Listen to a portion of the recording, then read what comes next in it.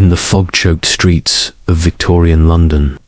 A priceless treasure, the Beryl Coronet is entrusted to banker Alexander Holder, only to be shattered, its glittering gems stolen from under lock and key. Sherlock Holmes, the master detective, unravels a web of betrayal within Holder's own household. A desperate son, a coerced niece, and a sinister blackmailer pulling the strings. From the opulent villas of Streatham to the seedy dens of Whitechapel, Holmes races against time to recover the stolen stones, exposing greed, fear, and a cunning plot that threatens to ruin a family. Will he restore the coronet's honor, or will its secrets destroy all it touches? The game is afoot.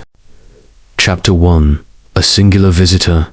In the waning days of October, as the fog of London thickened like a shroud over Baker Street, I found myself seated in our familiar rooms at 221B, opposite my friend Sherlock Holmes.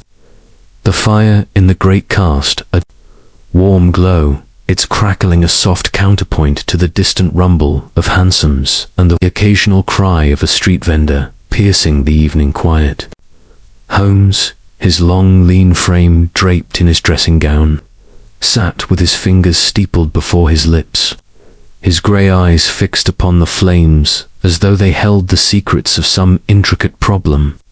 His pipe, unlit, lay neglected on the table, a sign of his preoccupation with some inner reverie. I, having exhausted the day's papers and my own medical journals, was content to observe him, knowing that such moods often preceded a case of singular interest. The clock had just struck 9, when a sharp rap at the door broke the silence. Mrs. Hudson, our indefatigable landlady, entered, her face betraying a mixture of curiosity and mild indignation at the lateness of the hour. "A gentleman to see you, Mr. Holmes," she said, presenting a card upon a silver tray. "He's in a dreadful state, sir, pacing and muttering to himself. Says it's a matter of life and death." Holmes took the card, his eyebrows lifting slightly as he read it. "Mr. Alexander Holder, of Holder and Stevenson, the banking firm," he murmured, passing it to me. "A man of considerable standing. This promises to be interesting, Watson." "Show him in, Mrs. Hudson." The man who entered was a striking figure, tall and broad-shouldered, with a mane of silver hair and a face that bore the marks of both authority and distress. His frock coat, though immaculate, seemed to hang upon him as if he had aged a decade. In a day, his eyes, wide and bloodshot, darted about the room before settling on Holmes, and his hands, clenched into fists, trembled with barely suppressed agitation. He declined the chair Holmes offered, preferring to stand, his figure silhouetted against the flickering gas lamps. "Mr. Holmes," he began, his voice hoarse with emotion, "I am undone. A calamity has befallen me, and I turn to you as my last hope. The Beryl Coronet, one of the most precious treasures in the realm, entrusted to my care, has been mutilated, and 3 of its priceless gems are missing. I am ruined, sir, ruined." Holmes's eyes gleamed with that peculiar intensity that always accompanied a challenge to his intellect. "Pray, Mr. Holder, compose yourself and relate the facts with precision," he said, his tone calm but commanding. "Begin at the beginning, and omit no detail, however trivial it may seem." Holder drew a shuddering breath, mopping his brow with a silk handkerchief. "I am the senior partner of Holder and Stevenson, bankers of Threadneedle Street," he began. "Our firm is known for its discretion and reliability, handling the affairs of many of the nation's most eminent figures. 2 days ago, I was approached by a client of the highest rank, his name. I am sworn to secrecy, but suffice it to say he is a personage of great influence. He required a loan of £50,000, a sum we could provide, but only with substantial collateral. To my astonishment, he offered the Beryl Coronet as security. Holmes leaned forward, his interest piqued. The Beryl Coronet, a remarkable piece, if I recall. A diadem of gold, set with 39 beryl stones, each cut in a manner unique to the royal jeweller's art. Its value is incalculable, both for its materials and its historical significance. Precisely, Holder said, nodding vigorously.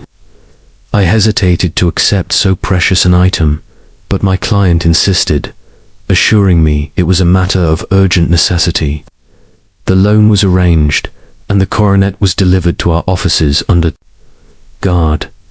I inspected it myself.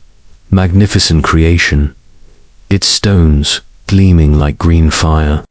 Fearing its safety in our vaults, which, though secure, have been known to attract the attention of London's more audacious thieves, I decided to take it to my home in Streatham for safekeeping. I have a bureau in my dressing room, fitted with a Chubb's lock, which I deemed impregnable. Last night, I placed the coronet there, locking it with my own hand. He paused, his face growing paler. This morning, I rose early, intending to return the coronet to our vaults. When I opened the bureau, I found the coronet mutilated. Its golden frame was twisted, as if by some great force, and 3 of the beryl stones were gone, their sockets empty and jagged. I cannot fathom how it was done, Mr. Holmes. The bureau was locked. The key never leaves my person, and the windows of the room were fastened. Yet the deed was done, and I stand to lose not only my reputation, but my fortune. Holmes's eyes narrowed, his fingers drumming lightly on the arm of his chair. A most intriguing problem, he said. Tell me of your household, Mr. Holder, who resides with you, and who had access to the dressing room. Holder's expression darkened. I live with my son, Arthur, and my niece Mary, who has been as a daughter to me since her parents' death. Arthur is a good lad at heart, but he has fallen into bad habits. Gambling, I fear, has led him into debt. Last night, I heard him return late, long after I had locked the coronet away. As for Mary, she is a gentle soul, but I confess I saw her near the dressing room last evening, though she claimed she was merely fetching a book from the library. There are also the servants. My butler, Burnwell, has been with me for years, and the maids are trustworthy, or so I believed. I am at a loss, Mr. Holmes. I suspect my own kin, yet I cannot bring myself to believe it. Holmes rose, his movements brisk. We must see the scene at once, he said. Watson, your revolver. If you please, this matter may require more than mere deduction. Mr. Holder, we shall accompany you to Streatham. The journey to Streatham was undertaken in silence, Holder's agitation palpable as he sat opposite us in the cab, his hands twisting his hat into ruin. The fog had thickened, and the gas lamps along the road cast ghostly halos, lending an air of unreality to our mission. Streatham, a prosperous suburb, was quiet, save for the occasional bark of a dog or the creak of a gate. Holder's villa, a handsome structure of red brick with ivy-clad walls, stood at the end of a gravel drive, its windows dark but for a single light in the hall. We were met at the door by Arthur Holder, a young man of perhaps 25, with a handsome face marred by a sullen expression. His dark eyes flickered with defiance as he greeted us, and I noted a tension in his bearing, as if he anticipated accusation. Behind him stood Mary, a slight figure with delicate features and hair the color of spun gold. Her eyes, red from weeping, avoided ours, and she clung to the banister as if for support. Holder led us upstairs to the dressing room, A spacious chamber with heavy curtains and a polished oak floor. The bureau, a solid piece of mahogany, stood against one wall, its brass fittings gleaming in the lamplight. Holmes knelt before it, his lens in hand, examining the lock with the precision of a surgeon. No scratches, no signs of tampering, he murmured. The key, Mr. Holder, if you please. Holder produced it from a chain about his neck, and Holmes tested it, nodding as it turned smoothly. He then inspected the coronet, which lay on a velvet cushion within the bureau. Its golden band was indeed twisted, the damage suggesting a force both sudden and powerful. The empty sockets where the 3 barrels had been gleamed dully, their edges rough, as if the stones had been pried out with a crude tool. The coronet is heavy, Holmes observed, lifting it with care. To bend it so would require considerable strength, yet the bureau shows no marks of violence. The window, Watson. I crossed to the sash window, finding it securely fastened, with no evidence of disturbance. On the sill or frame, Holmes paced the room, his eyes darting from floor to ceiling, taking in every detail, the position of the furniture, the faint scuff on the rug, the angle of the lamplight. Curious, he said at last. The act was done here, yet the means elude me. He turned to Arthur, who had lingered in the doorway. You were out late last night, Mr. Holder. Where were you? Arthur's jaw tightened. At my club, he said shortly. I returned after midnight. I had no business in this room. And you, Miss Holder? Holmes's tone was gentle, but his eyes were keen. Mary flushed, her hands twisting in her skirts. I was in the library, fetching a book. I passed this room, but I did not enter. I swear it. Holmes nodded, though his expression gave nothing away. He questioned the servants next, beginning with Burnwell, the butler, a grizzled man with a soldier's bearing. Burnwell confirmed that he had locked the house at 10, as was his custom, and had seen nothing unusual. The maids, 2 timid girls, echoed his account, their fear of Holmes's piercing gaze evident. Yet Holmes seemed unsatisfied, his brow furrowed as he dismissed them. As we prepared to leave, Holmes drew me aside. The truth lies closer than Holder imagines, he whispered. The coronet was not taken far, Watson. The damage suggests haste, not deliberation. And the lock's integrity points to someone with access to the key or a duplicate. We must look to the household, but the motives are tangled. Tomorrow we shall cast a wider net. We returned to Baker Street under a sky heavy with impending rain, the fog swirling about us like a living thing. Holmes was silent, his mind already dissecting the problem, while I pondered the strange affair of the Beryl Coronet. Holder's despair, Arthur's defiance, and Mary's tears formed a puzzle as intricate as any we had faced, and I knew that Holmes alone could unravel it. The following morning, Holmes was a whirlwind of activity, his energy a stark contrast to the lethargy of the previous evening. He dispatched telegrams to various contacts, consulted his voluminous index of criminal records, and vanished into the city, promising to return by noon. I busied myself with my practice, though my thoughts strayed to the coronet and its missing gems. At precisely 12, Holmes reappeared, his face alight with purpose. The barrels are unique, he said, tossing his hat onto the rack. Their cut is traceable to a single jeweler in Hatton Garden, a man known to me. I have set inquiries afoot to trace any attempt to sell them. If the thief is bold or desperate, we shall have news soon. By afternoon, a telegram arrived. from a pawnbroker in Tottenham Court Road, reporting that a young man matching Arthur's description had attempted to pawn a single beryl stone but fled when questioned. Holmes's eyes gleamed.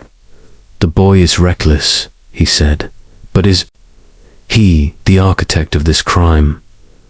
"I think not.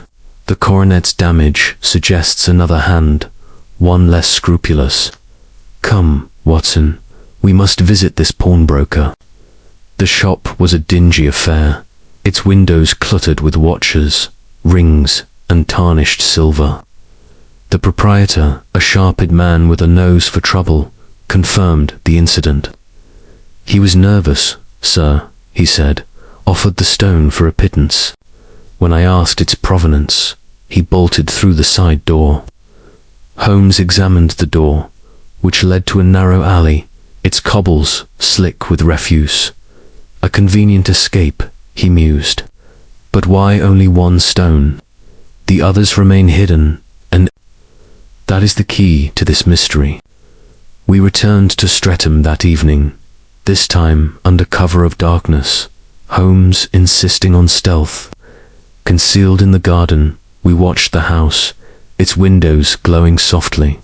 At midnight, a figure emerged from a side dormery, cloaked and furtive, her movements betraying fear. She crossed the lawn to a tool shed, where she paused, as if speaking to someone unseen. Holmes gripped my arm. "Patience, Watson," he whispered. "We are on the cusp of revelation." Mary returned to the house, and Holmes, swift and silent, investigated the shed. He emerged with a scrap of paper, its edges torn, bearing a scrawled address in Whitechapel. "This is no ordinary theft," he said, his voice low. "We have a confederate, perhaps within the household. Tomorrow we shall follow this trail."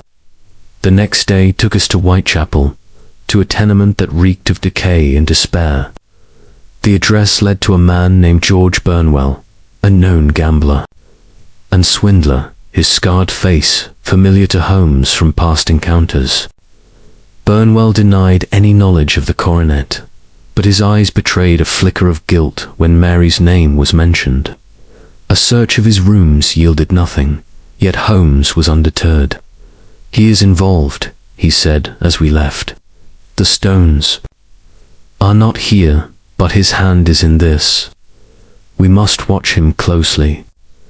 Back at Baker Street, Holmes paced before the fire, his mind racing.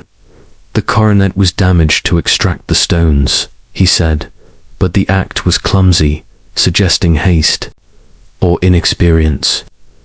Arthur took one stone, driven by debt, but the others were taken by another Burnwell.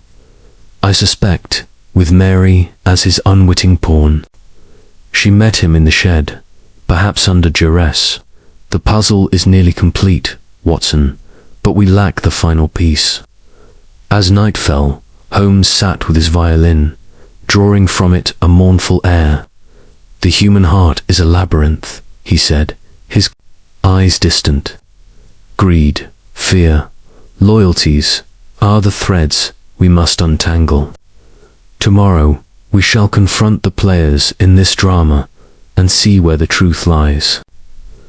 Thus ended the first chapter of our investigation, a tale of trust betrayed and treasures lost, with Sherlock Holmes poised to pierce the veil of deception. I retired to my room, the image of the mutilated coronet vivid in my mind, knowing that the days ahead would test even Holmes's formidable powers. Chapter 2. The house in Streatham, the journey to Streatham, was cloaked in the heavy fog that had settled over London, transforming the city into a labyrinth of shadows and muffled sounds. Our cab rattled along the cobbled streets, the casting fleeting halos that did little to pierce the gloom. Sherlock Holmes sat beside me, his profile sharp and intent, his eyes fixed on some unseen horizon as if already piecing together the fragments of the mystery before us. Mr. Alexander Holder, our client, was a study in nervous agitation, his fingers ceaselessly twisting the brim of his hat, his face pale under the weight of his calamity.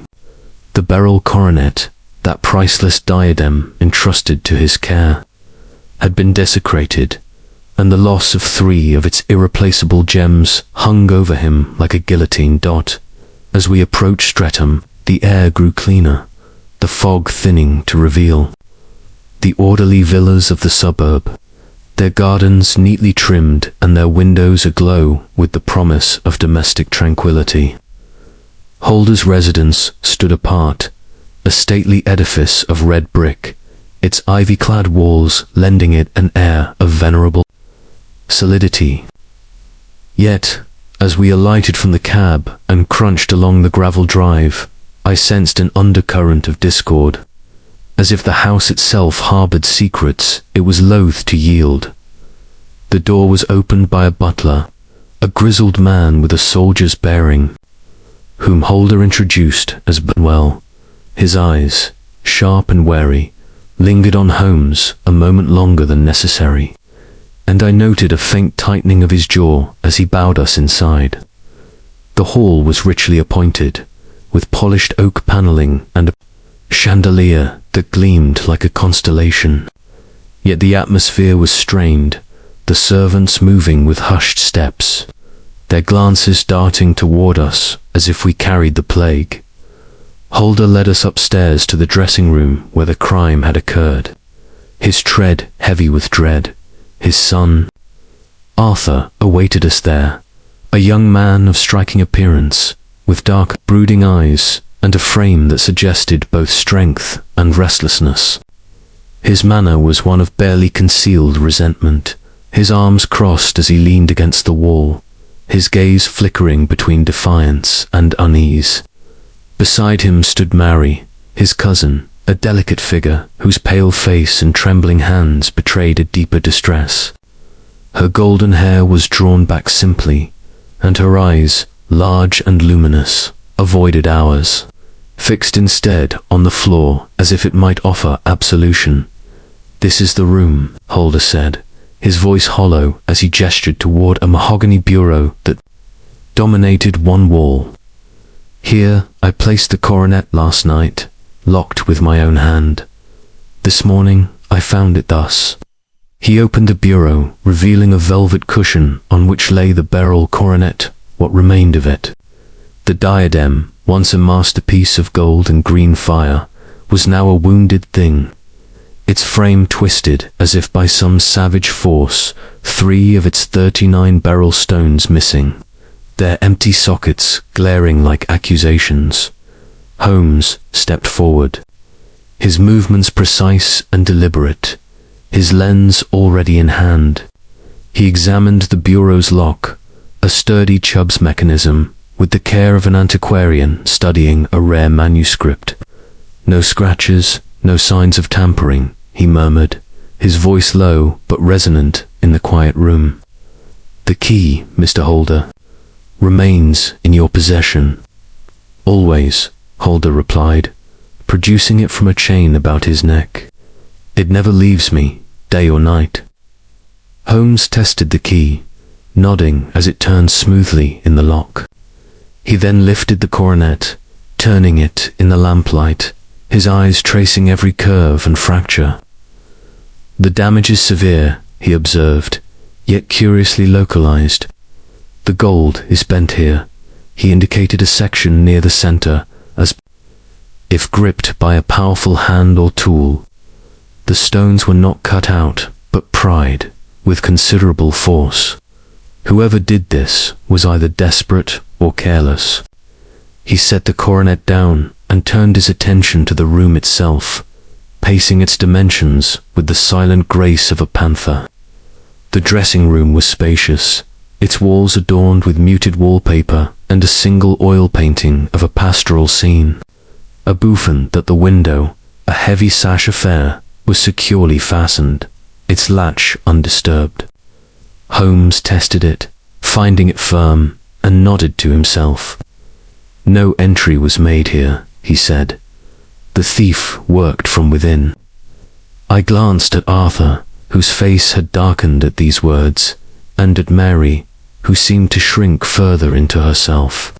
Holmes, undeterred, continued his inspection, kneeling to study the rug, his fingers brushing a faint scuff mark near the bureau. "Interesting," he said softly, though he offered no explanation.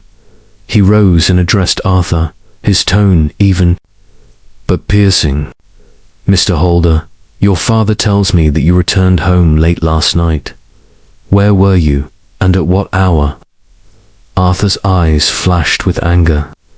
"I was at my club, the Marlborough, until after midnight. I have nothing to do with this business." Holmes regarded him coolly.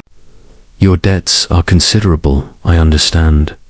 Gambling, perhaps." Holder Sr. gasped, but Arthur's jaw tightened. "That's my affair," he said curtly. "I didn't touch the coronet. And you, Miss Holder?" Holmes turned to Mary, his voice softening. "You were seen near this room last night. What was your purpose?" Mary's hands twisted in her skirts, her voice barely audible. "I was fetching a book from the library. I passed by, nothing more. I swear I never entered." Holmes's gaze lingered on her, his expression unreadable. "The library is down the hall, is it not? A curious detour." She flushed, her eyes brimming with tears, but said no more. Holmes turned to Burnwell, who had entered with a tray of tea, his movements stiff and formal. "And you, Burnwell, you locked the house last night?" "Yes, sir," the butler replied, his voice steady but his eyes guarded. "At 10 o'clock, as is my custom. All was secure." Holmes nodded, dismissing him with a wave. He continued his examination, pausing at a small table near the window, where a candle had dripped wax onto the wood. "This was lit last night," he said, more to himself than to us. "The wax is fresh." Holder frowned.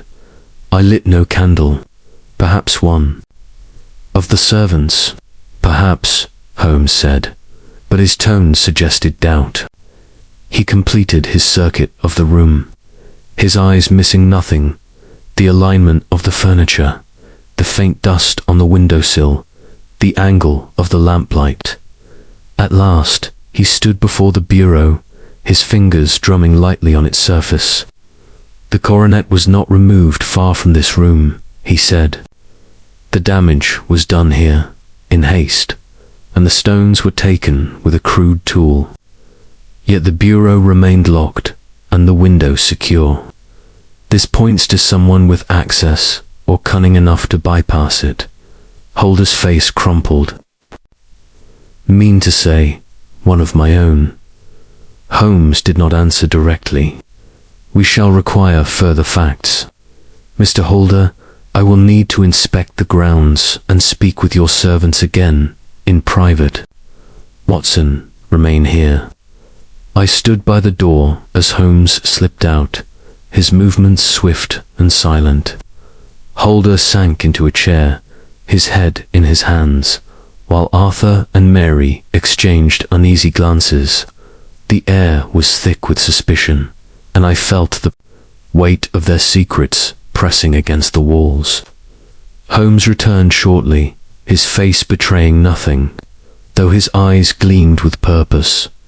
"Mr. Holder," he said, "we will return to London tonight, but I shall be back tomorrow with fresh inquiries.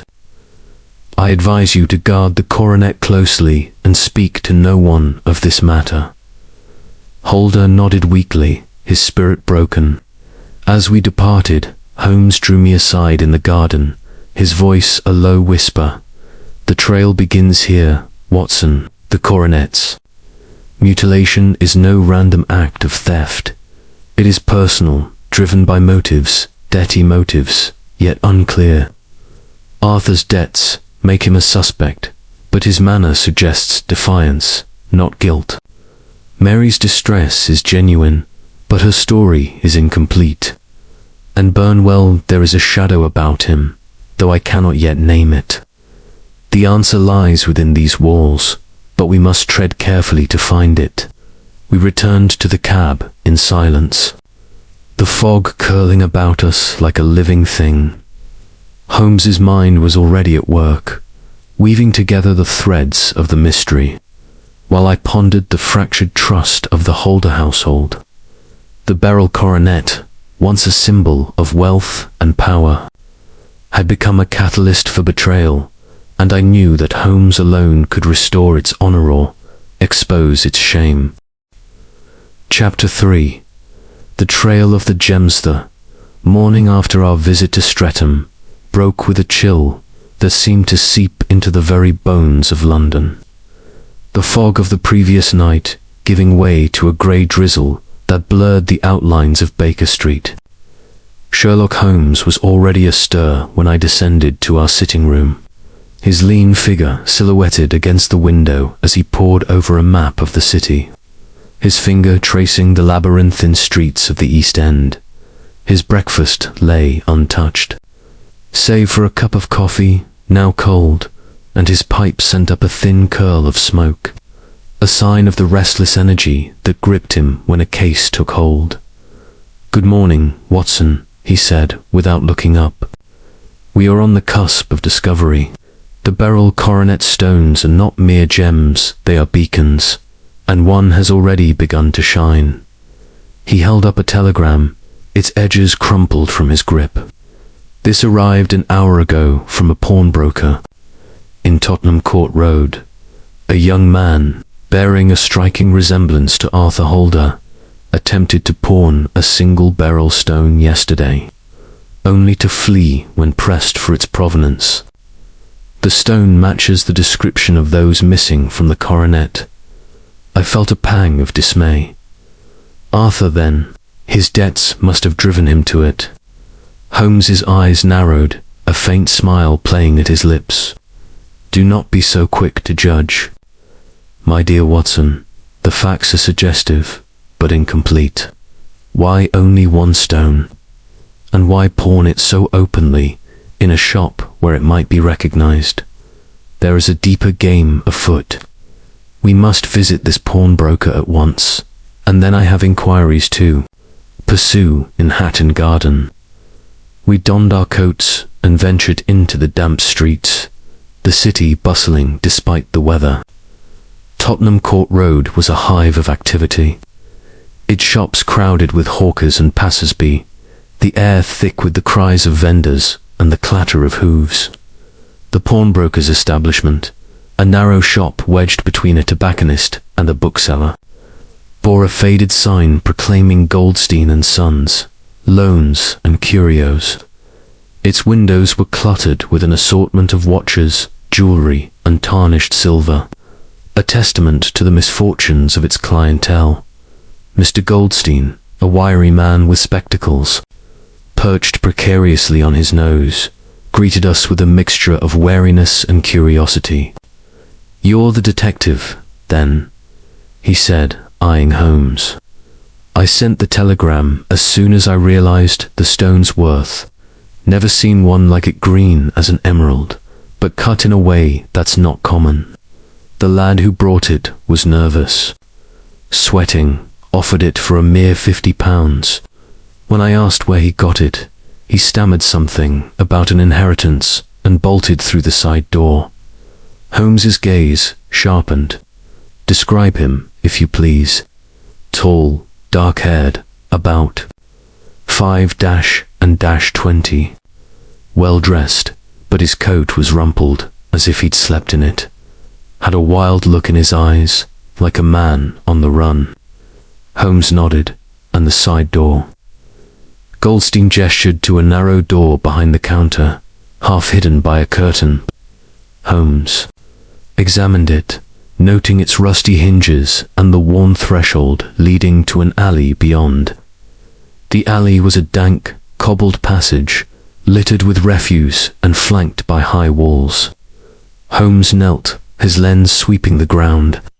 "Footprints, Watson," he said, pointing to a set of indistinct marks in the mud, "recent and of a man's boot. He was in haste, but the trail ends here. The rain has done its work. He returned to the shop, questioning Goldstein further. Did the young man give a name, or any other particulars? None, Goldstein replied. He was in and out in a minute. I kept the stone, thinking it might be stolen. Here it is. He produced a small velvet pouch and tipped out a beryl, its facets catching the light with a deep, verdant glow. Holmes examined it closely, his lens hovering over its surface. Undoubtedly one of the coronets, he said. The cut is unique, crafted by Lebrun of Hatton Garden for the Royal Collection. This is no common theft, Watson. The stone's appearance here suggests either desperation or a deliberate misdirection. We left the shop, the beryl safely in Holmes's pocket, and made our way to Hatton Garden, the heart of London's jewellery trade.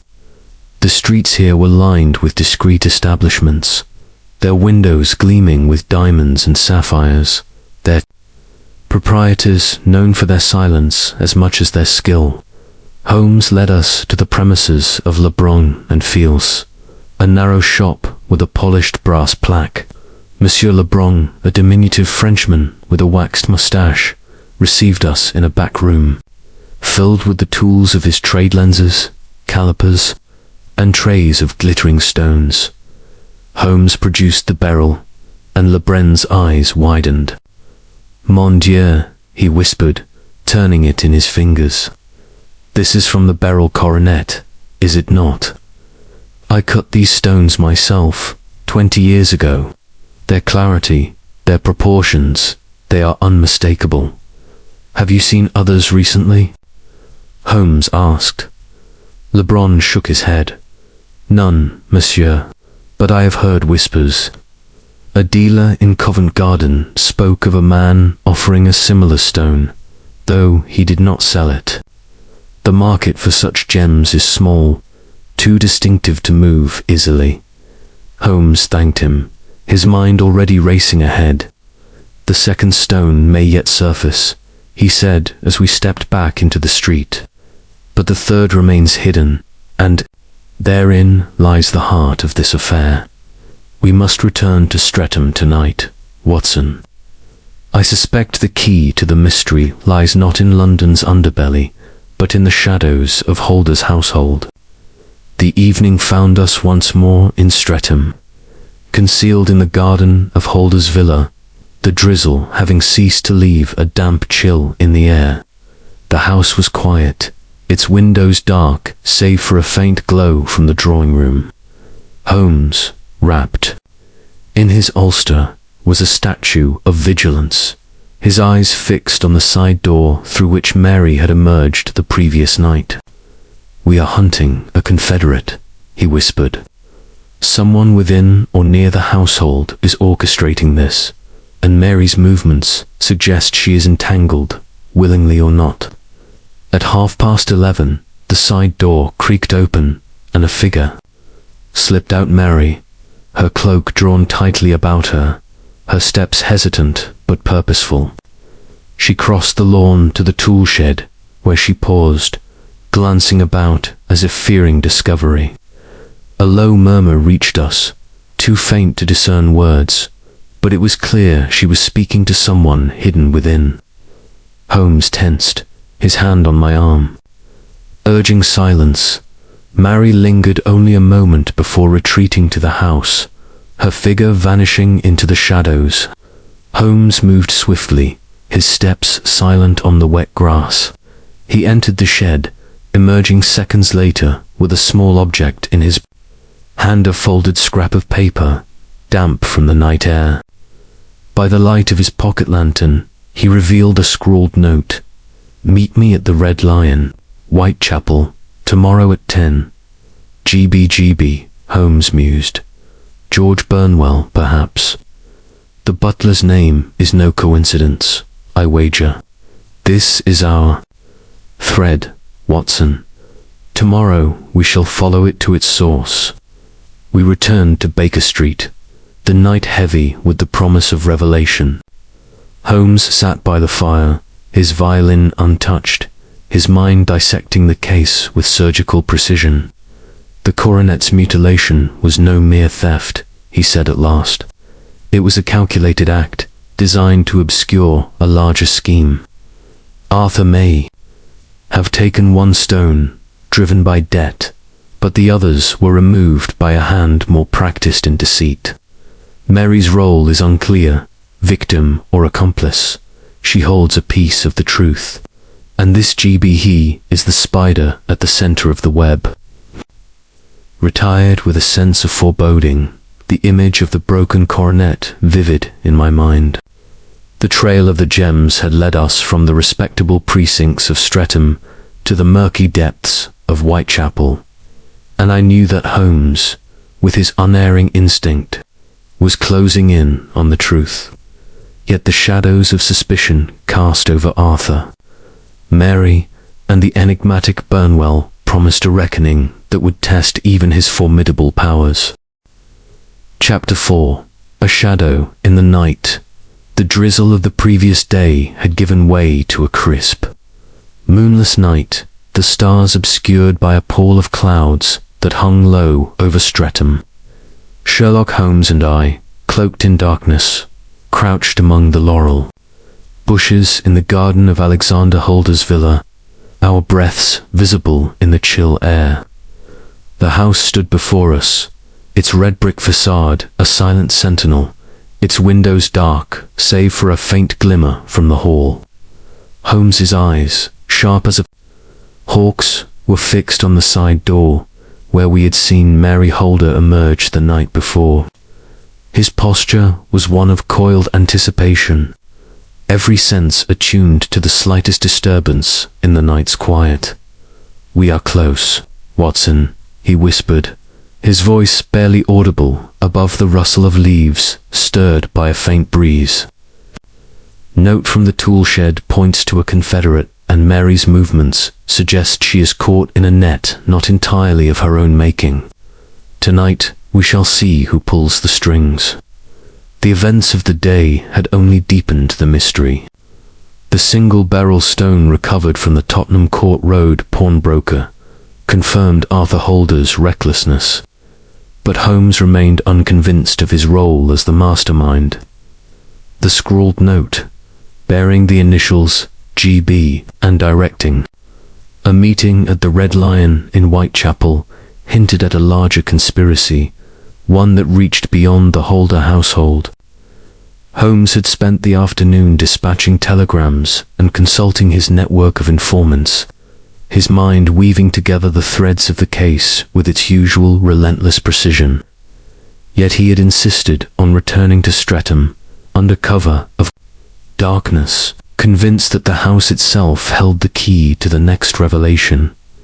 We had taken up our position shortly after 10, concealed by the dense shrubbery that bordered the lawn. The night was still, broken only by the distant bark of a dog and the occasional creak of a gate in the wind.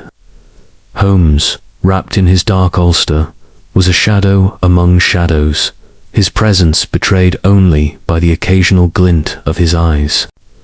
I clutched my revolver, its weight a reassuring anchor in the uncertainty of our vigil. At 1:45, the side door of the villa opened with a faint squeak, and a figure emerged. Mary Holder, her slight form unmistakable even in the dimness, her cloak drawn tightly about her. She moved with a hesitancy that spoke of fear, her head turning to scan the darkness as if sensing unseen watchers. She crossed the lawn with swift, silent steps, making for the tool shed at the gardens edge, a low structure half hidden by ivy. There she paused, her silhouette tense, and a low murmur reached Usa's voice. Too faint to discern words, but unmistakably hers, answered by another, deeper and male. Holmes's hand tightened on my arm, urging absolute stillness. She meets her confederate, he breathed. But who and why?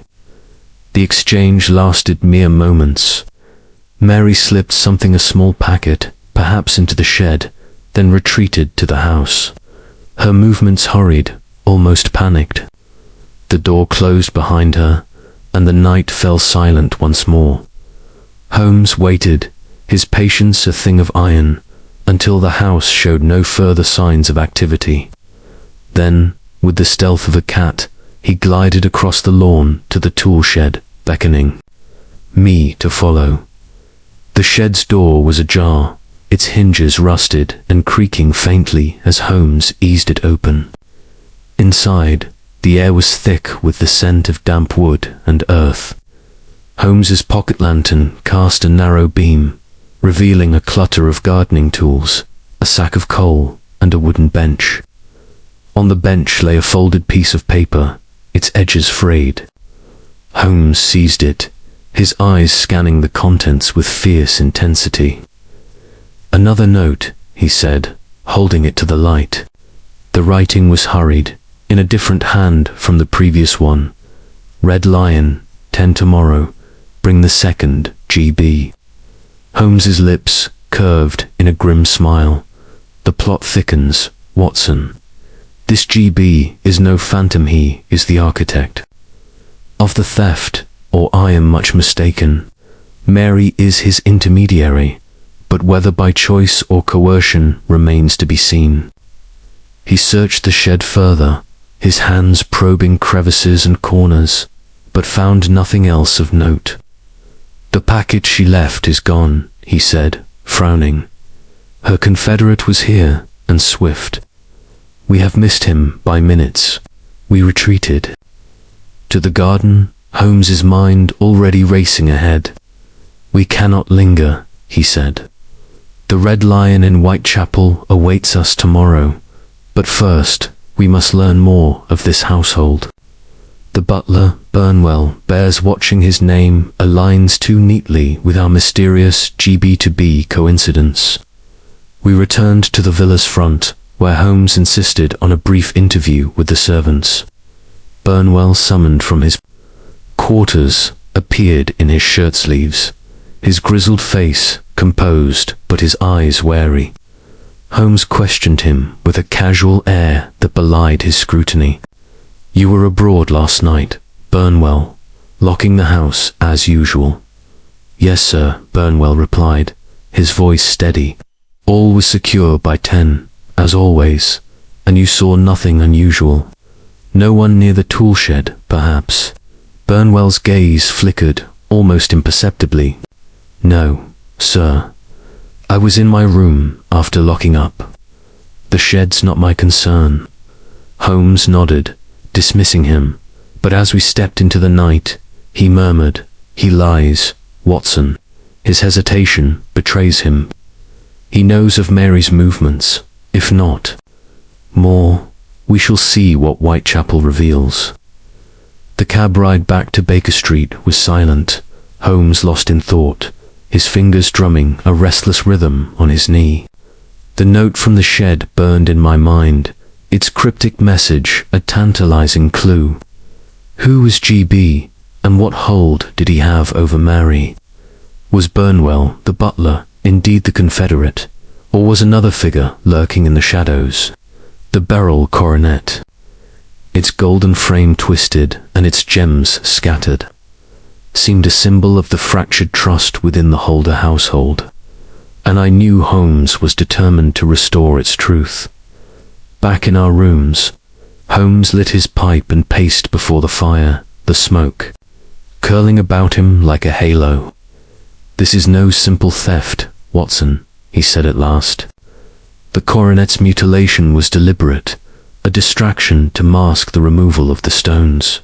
Arthur's attempt to pawn one suggests desperation, but the other two stones are in hands more cunning. Mary's role is pivotal. She is either a victim of blackmail or a willing accomplice, and I incline toward the former. The note's mention of the second implies the second stone is in play, and GB is orchestrating its movement. Tomorrow we shall meet him face to face." He paused, his eyes gleaming with the thrill of the chase. "The Red Lion is a den of rogues, Watson. Be prepared for anything. Your revolver may yet prove useful." I retired with a sense of unease, the night's events replaying in my mind. The image of Mary, furtive and fearful, haunted me, as did the unseen figure in the shed, a shadow cast by the greed that had torn the coronet asunder. Holmes, I knew, was already several steps ahead, his mind a steel trap closing on the truth.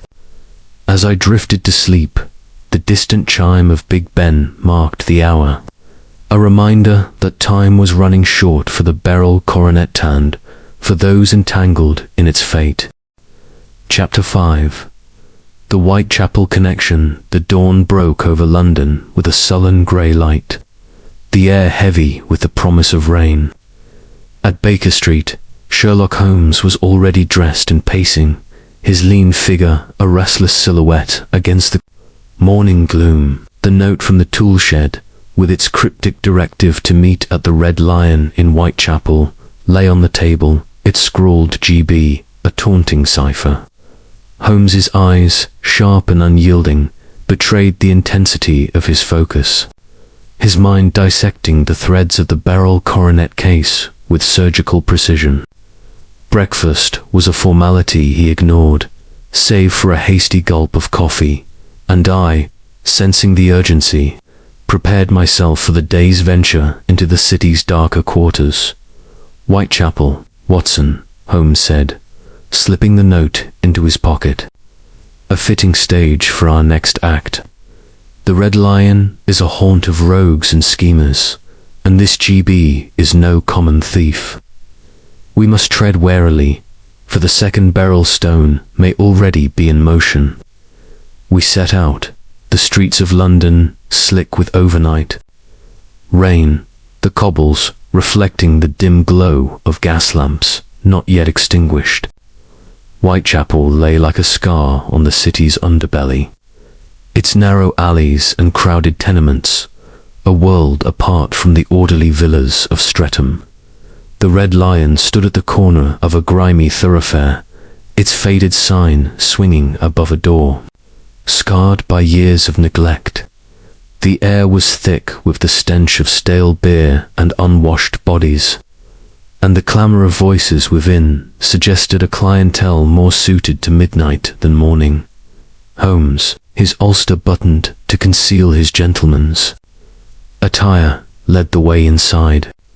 The public house was a dim, smoky den, its tables occupied by rough men in tattered coats, their faces weathered by hardship.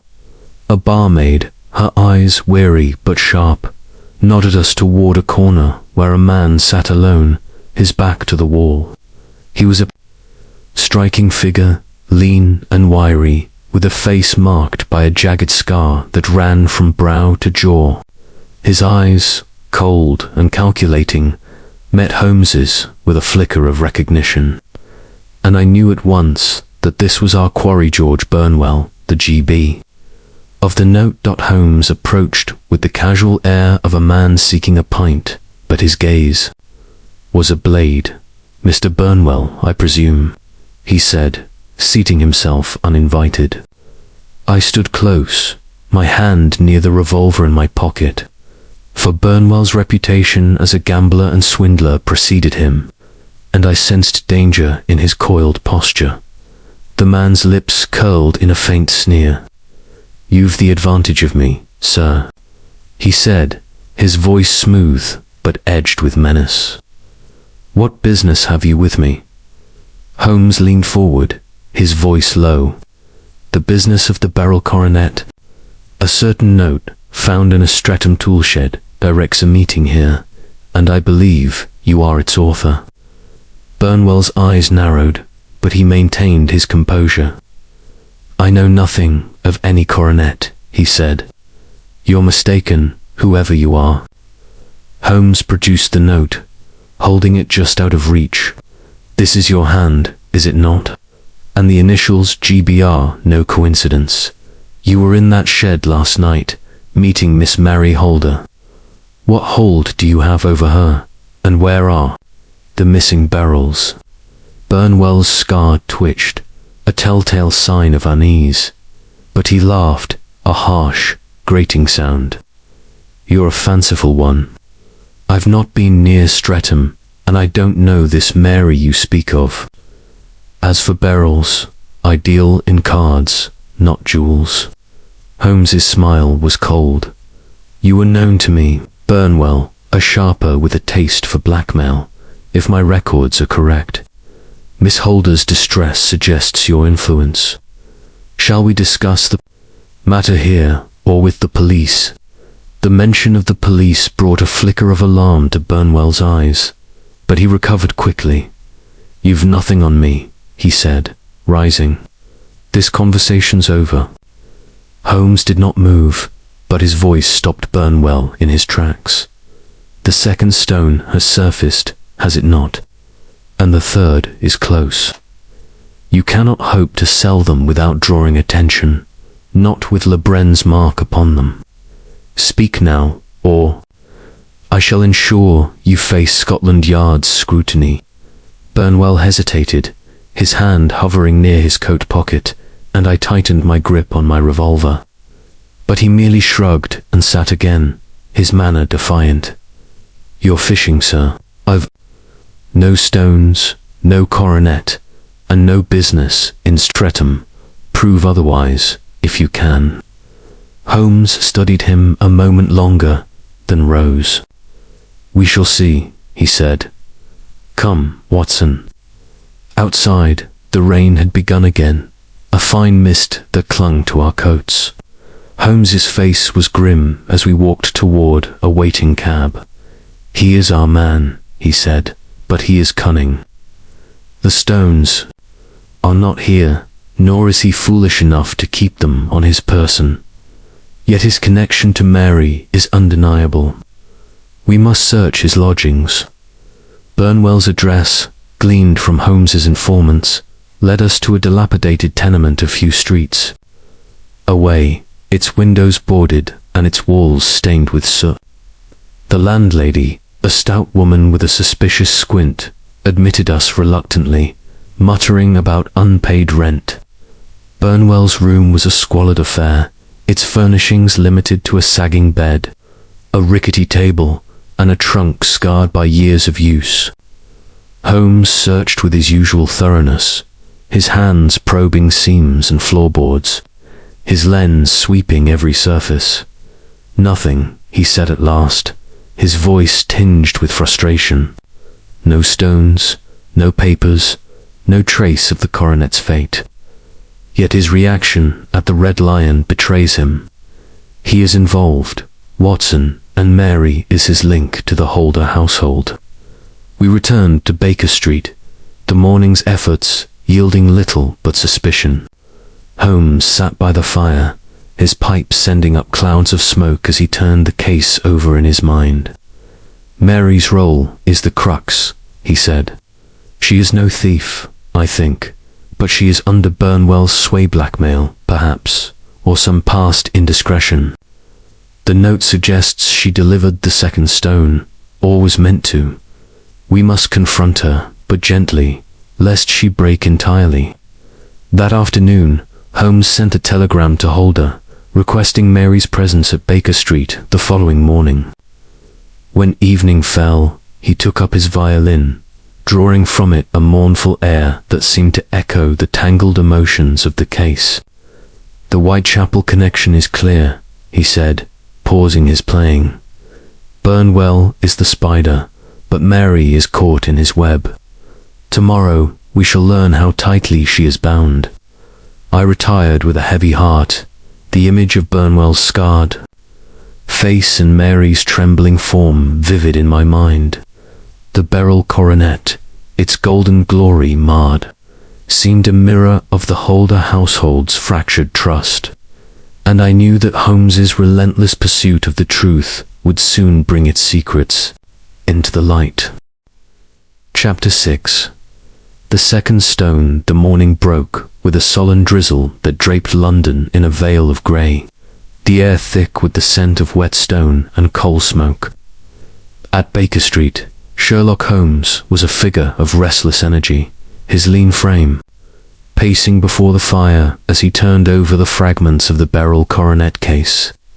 The note from the tool shed, with its cryptic directive to meet GB at the Red Lion, and the encounter with the slippery George Burnwell in Whitechapel, had tightened the net around the mystery, yet the second and third Beryl stones remained elusive.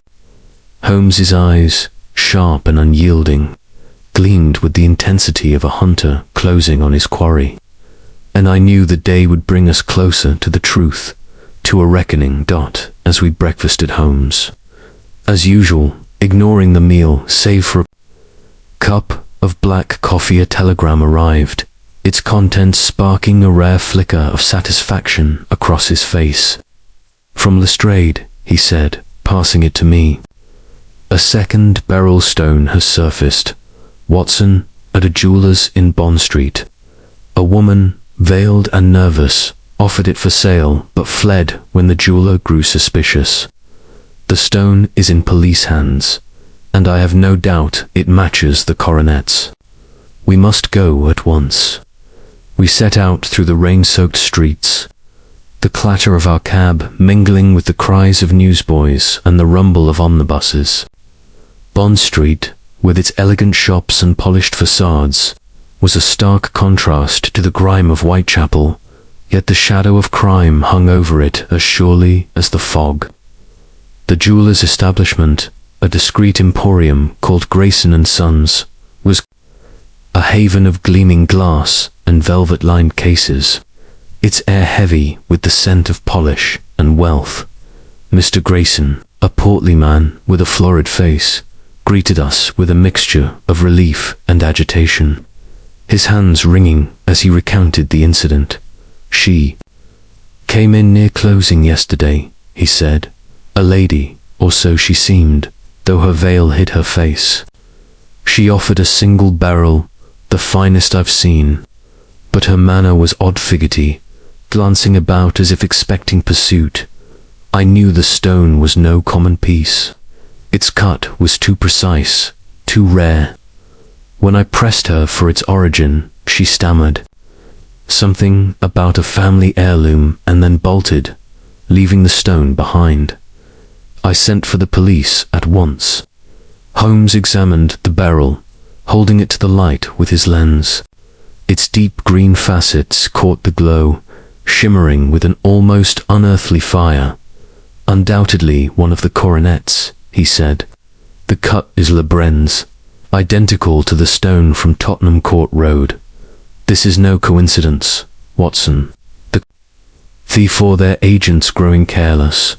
He questioned Grayson further, extracting every detail of the woman's appearance. "She was slight," the jeweller said, with fair hair peeking from her bonnet. Her voice was low, trembling, and she wore a dark dress, plain but well made. "I'd know her again, I think, though the veil hid much." Holmes's eyes narrowed. "A description that could fit Miss Mary Holder," he murmured as we left the shop. "Yet she swore she never left Streatham. We must test her story." Our next destination was a lodging house in Covent Garden, where Grayson's assistant, who had followed the woman at a distance, reported she had entered.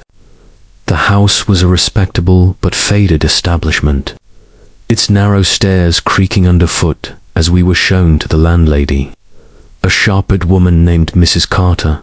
She confirmed a tenant matching the jeweller's description, a young woman, fair-haired and reserved, who had taken a room under the name Miss Gray 2 days prior.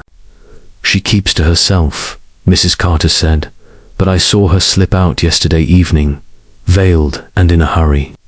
She's not in now, I'm afraid." Holmes searched the room, a sparse chamber with a single bed and a worn dresser. Beneath a loose floorboard, he found a scrap of cloth, dark and finely woven, matching the description of the woman's dress. "Mary, or someone posing as her," he said, pocketing the cloth. "The net tightens, Watson, but the question remains, Why sell the stones one by one?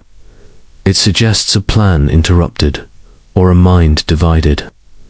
We returned to Baker Street, where Holmes dispatched a telegram to Alexander Holder, summoning Mary to our rooms that afternoon. When she arrived, accompanied by her uncle, her appearance was a study in distress, her face pale, her eyes red-rimmed, her hands trembling as she clutched her reticule. Holder, his own countenance haggard, seemed on the verge of collapse, his faith in his niece visibly shaken. Holmes seated them before the fire, his manner gentle but unyielding. "Miss Holder," he began, "a second beryl stone has been recovered. Offered for sale in Bond Street by a woman matching your description. You told us you were in Streatham yesterday evening, yet a witness places you in Covent Garden. Speak plainly, for the truth will out." Mary's eyes widened, a gasp escaping her lips. "I was in Streatham," she whispered, her voice breaking. "I swear it, Mr. Holmes. I never went to Bond Street, nor Covent Garden. Someone is using my name, my appearance." Holmes held up the scrap of cloth. "This was found in a room rented by a Miss Grey, who bears a striking resemblance to you, and a note from the tool shed, directing a meeting with GB. You were seen there, Miss Holder, delivering something to an unseen confederate. What hold does George Burnwell have over you?" Mary's face crumpled, tears spilling down her cheeks. "He is an old acquaintance," she said at last, her voice barely audible. "Years ago, before I came to my uncle's care, I was foolish, trusting. George knew me then, and he has letters, private letters, that would ruin me if made public. He came to me a week ago, demanding I help him. He knew of the coronet, though I never told him how. He said I must bring him a stone, or he would expose me. I took one, Mr. Holmes, I confess it, but only one, and I gave it to him in the shed. I know nothing of the others." Holder gasped, his hands gripping the arms of his chair. "Mary, how could you?" Holmes's gaze remained fixed on her, his expression unreadable. "And the second stone? The woman in Bond Street?" "I swear I know nothing of it," Mary cried. "I have not left Streatham since that night. Someone else must be acting in my place." Holmes leaned back, his fingers steepled. "A curious complication," he said. "Either you are lying, Miss Holder, or we have a doppelganger at work, a woman posing as you to dispose of the stones. Both possibilities are intriguing." He turned to Holder. "We shall need to watch your niece closely, sir, and your household as well. The third stone remains at large, and with it, the key to this affair." As Holder and Mary departed, the former supporting the latter's faltering steps, Holmes turned to me, his eyes alight. "The second stone confirms our path, Watson. Burnwell is the architect, using Mary as his pawn, but the woman in Bond Street suggests another player raw, a clever disguise. We must return to Whitechapel tomorrow, for Burnwell will not wait long to move the third stone." That night, as the rain pattered against the windows, Holmes sat with his violin, its strains low and mournful. "The human heart is a tangled thing," he said, pausing his playing. "Mary's fear is genuine, but her story is incomplete. Burnwell's shadow looms large, and the third stone will lead us to him. Prepare yourself, Watson, this chase is far from over." I retired with the weight of Mary's confession heavy on my mind, the image of the second Beryl's green fire burning in my thoughts. The Beryl Coronet, its glory diminished, was a mirror of the betrayal within the Holder household, and I knew Holmes's relentless pursuit would soon unmask the truth, whatever its cost. Chapter 7. The confrontation, the morning air in Baker Street carried a damp chill. The remnants of the previous night's rain lingering in the cobblestones as a grey mist curled about the gas lamps. Sherlock Holmes, ever the restless spirit, when a case neared its climax, stood before the fire in our sitting room, his lean figure taut with anticipation. The recovery of the second beryl stone from Bond Street, coupled with Mary Holder's tearful confession of her entanglement with the sinister George Burnwell, had brought us to a pivotal moment in the affair of the Beryl Coronet. The third stone remained at large, and Holmes's eyes, sharp and unyielding, gleamed with the certainty that the truth was within our grasp. "We are at the crossroads. Watson," he said, his voice low but vibrant with purpose. "Mary's admission points to Burnwell as the orchestrator, but the woman in Bond Street, whether Mary or an impostor, complicates the web. Today, we shall confront the players in this drama and force the truth into the open. I have summoned Holder, Arthur, and Mary to Baker Street. The stage is set." A telegram had been sent to Alexander Holder the previous evening, requesting the presence of his son and niece at our rooms by noon. Holmes had spent the early hours dispatching messages to his network of informants, seeking any trace of the third Beryl or Burnwell's movements in Whitechapel. As we awaited our visitors, he paced the room, his fingers drumming a restless rhythm on the mantelpiece, his mind weaving together the threads of evidence, the pawnbroker's testimony, the note from the toolshed, the scrap of cloth from Covent Garden, and Mary's reluctant confession. At the stroke of 12, Mrs. Hudson ushered in our guests.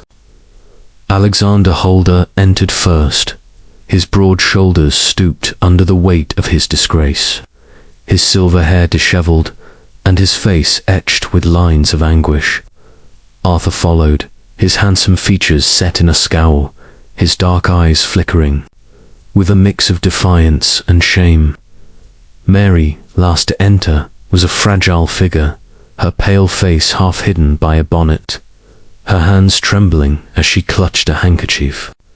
The air in the room grew heavy with tension. The fires crackle, the only sound as they seated themselves before Holmes's unrelenting gaze.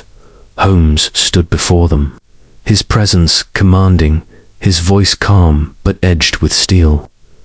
"Mr. Holder, Mr. Arthur, Miss Mary," he began, "the affair of the Beryl Coronet has reached a critical juncture.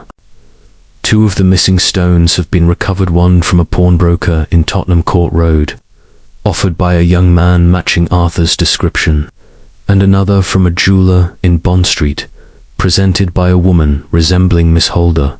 The third stone remains hidden, but the trail leads inexorably to this household. I ask you now to speak plainly, for deception will avail you nothing." Holder's face crumpled, his hands gripping the arms of his chair. "Mr. Holmes, I am at my wit's end. My son, my niece, how can I believe they would betray me so?" Arthur leaped to his feet, his voice raw with anger. "I've had enough of this. Yes, I took one stone, I admit it. My debts were crushing, and I thought to sell it and repay what I owed. But I didn't touch the coronet itself, nor the other stones. I'm no thief, whatever you think." Holmes's eyes narrowed, his tone unyielding. "Sit down, Mr. Holder. Your confession explains the first stone, but not the coronet's mutilation, nor the second stone's appearance in Bond Street. You were seen at the pawnbroker's, reckless and desperate, but the greater crime points elsewhere. Miss Holder, your turn." Mary's eyes brimmed with tears, her voice barely a whisper. "I told you, Mr. Holmes, of my shame. George Burnwell, he has letters, private letters from years ago, that would ruin me. He forced me to take one stone and deliver it to him in the toolshed. I did as he asked, but I swear I know nothing of the second stone or the woman in Bond Street. I have not left Streatham since that night. Holmes produced the note from the tool shed. It scrawled, G.B. Stark against the paper. This was found where you met your confederate, Miss Holder. You admit to giving Burnwell a stone, yet you claim ignorance of the others. The woman in Bond Street was described as slight, fair-haired, and valed your very image. If not you, then who? Mary's hands twisted her handkerchief into knots, her voice breaking. I swear it was not me. Someone is using my name, my likeness. I am as much a victim as my uncle. Holder's face darkened, his voice trembling with betrayal. Mary, how could you consort with such a man? And Arthur, my own son. This is my ruin. Holmes raised a hand, silencing the outburst. Enough, Mr. Holder. The facts are these.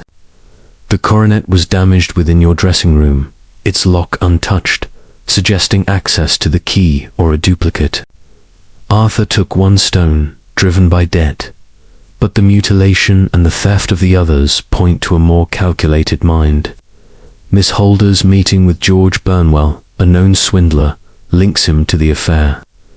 The second stone's appearance in Bond Street by a woman resembling Miss Holder suggests either her complicity or a cunning impersonation. The third stone remains at large, and with it, the truth. He turned to Arthur, his gaze piercing. You attempted to pawn the first stone, yet you claim no part in the coronet's damage. Where did you find it? Arthur's jaw tightened, his eyes averted. It was in the bureau, loose, already pried out. I saw my chance, and took it. I didn't ask how it came to be there. Holmes nodded, then fixed his attention on Mary. And you, Miss Holder. Burnwell's hold over you is clear, but what did he ask beyond the first stone? Did he speak of the others? Mary shook her head, tears spilling freely. He said only that one stone would satisfy him, that it would by his silence. I begged him to leave me be, but he laughed and said, the game was larger than I knew. I swear I know no more. Holmes leaned back, his fingers steepled, his eyes half closed in thought. A larger game, indeed, he murmured. Burnwell is the architect, manipulating both Arthur's desperation and Mary's fear. The woman in Bond Street may be a confederate, posing as Mary to confuse the trail. But the third stone, where is it, and why has it not surfaced? He rose, his movements brisk. Mr. Holder, return to Streatham and guard the coronet. I shall pursue Burnwell further, for he holds the key. Watson, we have work to do. As Holder, Arthur, and Mary departed, the air heavy with their mutual distrust, Holmes turned to me, his eyes alight with purpose. Burnwell is our man, Watson, but he is slippery as an eel. The third stone is his prize, and he will not part with it lightly. We must track him to his lair, likely in the gambling dens of Soho, where such men thrive. Prepare your revolver. We may need it before this day is out.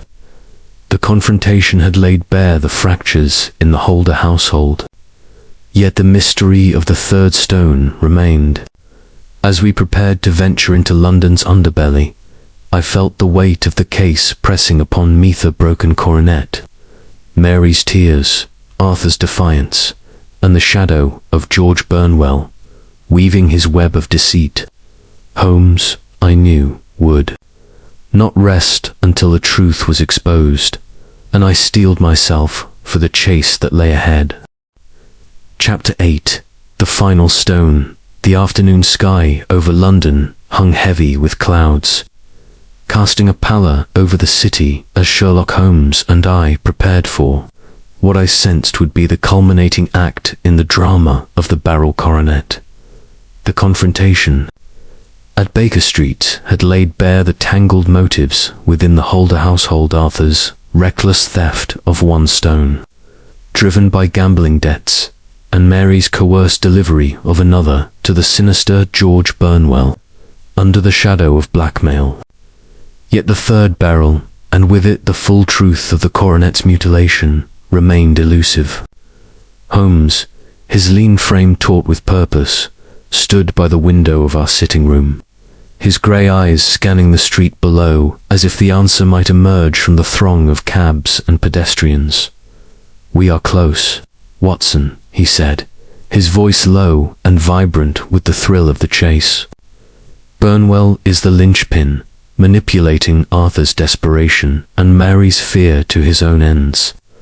The second stone's appearance in Bond Street was a misstep, his or his confederates', but the third is his prize, and he will guard it closely. We must find him before he flees London, for I suspect he plans to sell it abroad."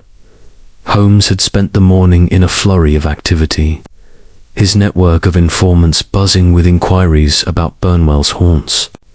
A telegram from one of his Baker Street irregulars, a sharp-eyed urchin named Wiggins, had pointed us to a gambling den in Soho, a notorious establishment known as the Black Anchor, where men like Burnwell plied their trade among the city's underbelly. "He was seen there last night," Holmes said, pocketing the message. "If the third stone is with him, it will be there or close by. We shall require assistance lest trade owes me a favour, and this is the moment to call it in." We set out for Scotland Yard, the streets slick with the morning's rain, the air thick with the scent of coal smoke and damp wool. Inspector Lestrade, his ferret-like face a mix of skepticism and grudging respect, met us in his cramped office, littered with papers and the stubs of cigars. Holmes laid out the case with his usual precision: the coronet's mutilation, the recovery of 2 stones, Mary's confession, and Burnwell's role as the orchestrator. "We need men, Lestrade," Holmes concluded. "Burnwell is no common thief. He's cunning and possibly dangerous. A raid on the Black Anchor tonight may catch him with the third stone." Lestrade rubbed his chin, his eyes narrowing. "You're sure of this Burnwell, Holmes? He's a slippery one, known to us but never caught red-handed. If you're wrong, I'll have a devil of a time explaining this to my superiors." Holmes's smile was thin. "I am rarely wrong, Lestrade. Bring your men and bring handcuffs. We meet at 9.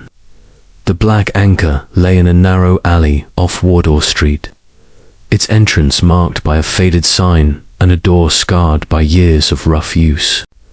The evening was cold, the fog creeping back to cloak Soho in a ghostly veil, and the den's windows glowed with a sickly yellow light, the murmur of voices and the clink of glasses spilling into the street. Holmes, Lestrade and I, accompanied by 2 burly constables, approached with caution, our footsteps muffled on the wet cobbles. Holmes's eyes gleamed with anticipation, his ulster drawn tight to conceal his identity. Inside, the air was thick with tobacco smoke and the stench of cheap gin. The room was crowded with men sharpers, loafers, and rogues of every stripe huddled over cards and dice, their faces lit by flickering lamps.